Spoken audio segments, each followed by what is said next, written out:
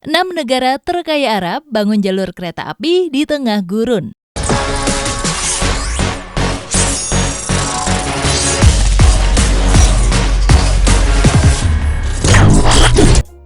Salah satu proyek konstruksi paling ambisius di dunia sedang dibangun di tengah padang pasir. Proyek ini melibatkan kerjasama 6 negara raja minyak di Timur Tengah yang tergabung dalam The Gulf Cooperation Council atau GCC.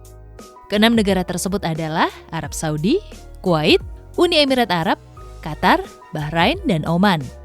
Dewan Kerjasama Teluk yang terdiri dari 6 negara terkaya di Timur Tengah ini membangun rel kereta api sepanjang lebih dari 2.000 km untuk menghubungkan wilayah tersebut dengan lebih baik. Proyek membelah gurun dan menembus gunung ini memiliki tantangan yang sangat besar serta menelan biaya yang sangat mahal. Kereta api memiliki potensi untuk menyatukan teluk, membentuk kembali sektor transportasinya, mengurangi efek karbon, dan memulai era baru pembangunan ekonomi. GCC menyetujui proyek perkereta-apian besar-besaran yang akan menghubungkan ke-6 negara anggotanya. Biayanya akan dibagi di antara negara-negara tersebut. Dengan keseluruhan proyek diperkirakan antara 100 miliar dolar hingga 250 miliar dolar, atau setara kurang lebih 3.750 triliun rupiah. Jalur kereta api akan membantu, misalnya, menghubungkan pelabuhan negara dengan pusat manufaktur yang akan menghubungkan pelabuhan negara dengan pusat perkotaan. Elemen kunci dari jaringan ini adalah kereta api Etihad, kereta api barang dan penumpang senilai 11 miliar dolar, sepanjang 1.200 km yang membentang melintasi Emirates dari Teluk Oman hingga Teluk Persia.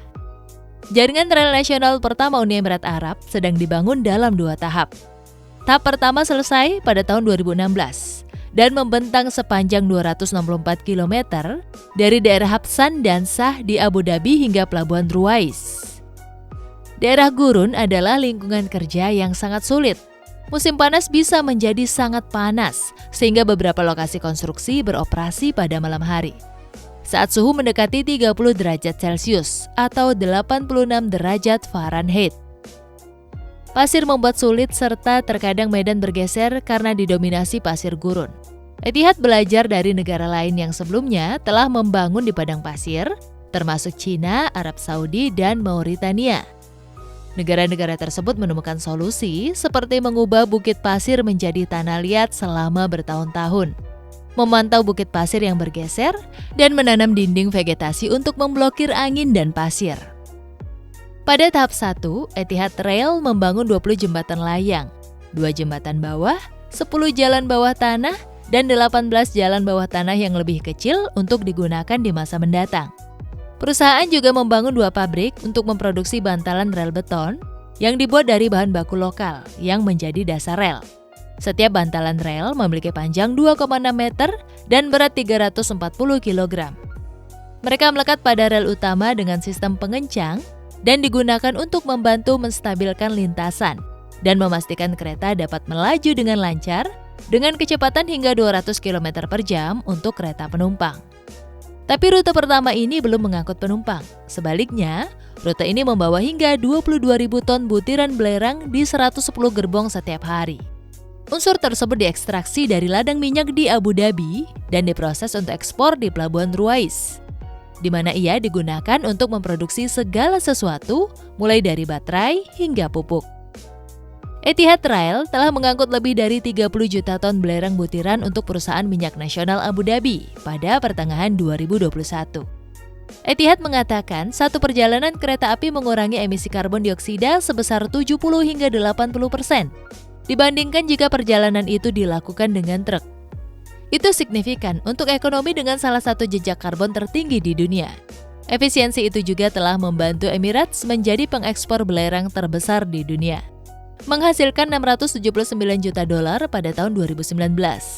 Sebagian besar belerang ini kemungkinan masuk ke Cina, importir unsur terbesar di dunia yang kebetulan juga terlibat dalam tahap 2 dari proyek tersebut. Proyek konstruksi tahap 2 sudah dimulai pada tahun 2020 dan akan memperluas jaringan sepanjang 605 km dari Guaifat di perbatasan dengan Arab Saudi hingga Fujairah di pantai timur. Kontrak senilai 408,4 juta dolar menempatkan China State Construction Engineering Corporation dan SK Engineering and Construction Korea Selatan bertanggung jawab atas desain dan konstruksi jalur rel sepanjang 139 km. Setelah selesai, jaringan ini akan menghubungkan pelabuhan industri utama dan pusat perdagangan di negara itu. Memungkinkan lebih dari 50 juta ton barang diangkut melalui jaringan tersebut setiap tahun. Arab Saudi dan UAE juga memiliki potensi untuk pengembangan sumber daya alam lainnya, seperti biji besi, emas, aluminium, dan perak. Untuk itu, proyek kereta api sepanjang lebih dari 2.000 km di tengah gurun sangat penting bagi negara-negara raja minyak di Timur Tengah.